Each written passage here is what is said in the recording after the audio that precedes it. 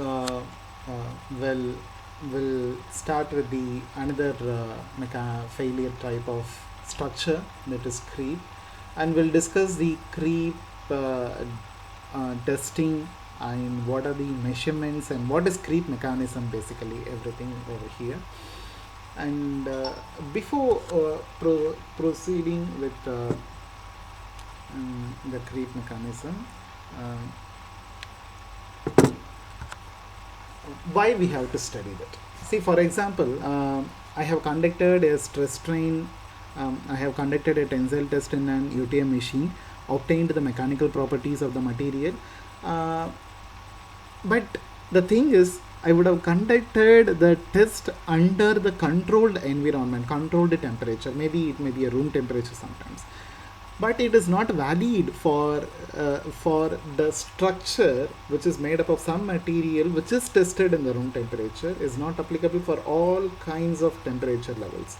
Now, the failure may happens. So that is the concept we are going to study over here through the creep. Okay, so before understanding that, first point, the mechanical properties and the performance of material changes with increasing temperature. So now, what are the mechanical properties and performance? How it is going to change? Let us say if I'm increasing the temperature, the elastic modulus and the strength decreases with the temperature increment, whereas the ductility increases with the temperature. So that is an important point we through the point number one.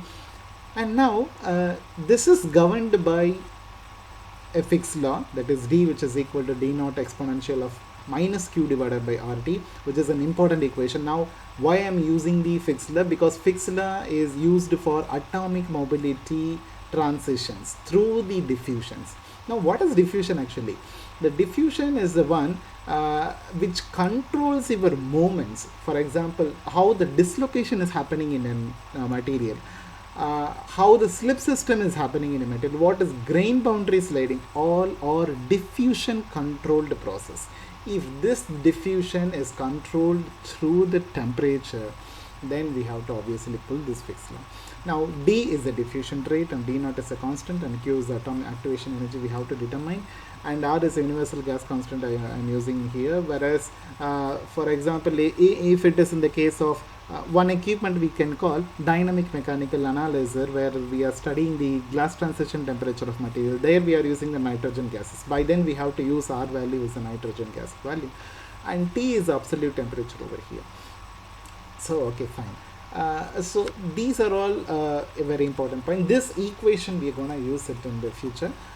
Let me introduce this equation here, and you keep it in mind that we are going to discuss it. Now, what is creep failure? Creep is a time dependent deformation. See,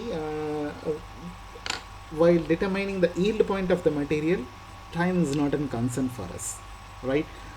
While determining the ultimate strength of the material, time is not a concern for us, but here the time is a very important parameter. Also, you have to understand the material fails below the yield point of the material. Sorry, yield point what you have calculated. Remember, the fatigue is also failing under the yield point level. That is, you would have applied the load before the elastic limit of the material. That is our primary concern, right? So before the yield point, even though you have applied the load, the material fails. So one of the important component is fatigue of the material. Another one is creep, what you are discussing right now. Now it is most often occurred at elevated temperature. Yes, obviously the temperature plays an important role in the material phenomena. We will discuss about it in. Okay. Now creep is a high temperature progressive deformation. It's another definition we can utilize it. High temperature progressive, it is not an immediate, it is an progressive, it is not an impact, right? So high temperature is a relative term. So now I can say high temperature is a relative term. Why? Because for example, some melting point of the temperatures may vary, right? For the different materials, melting point of the temperature may vary. Also, we are going to discuss one more terminology, that is homologous temperature. So when the melting point of the temperature varies, obviously your creep is going to vary according to the material. That is, creep failures is going to vary according to the material.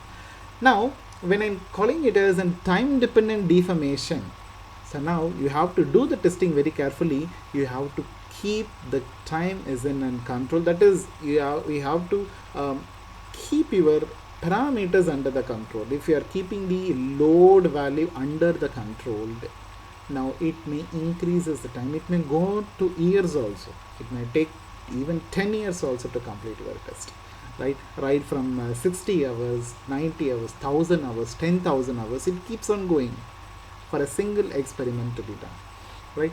So it is a time dependent phenomena. So for exactly, if you want to do the creep testing, you need a patience and you have some time also.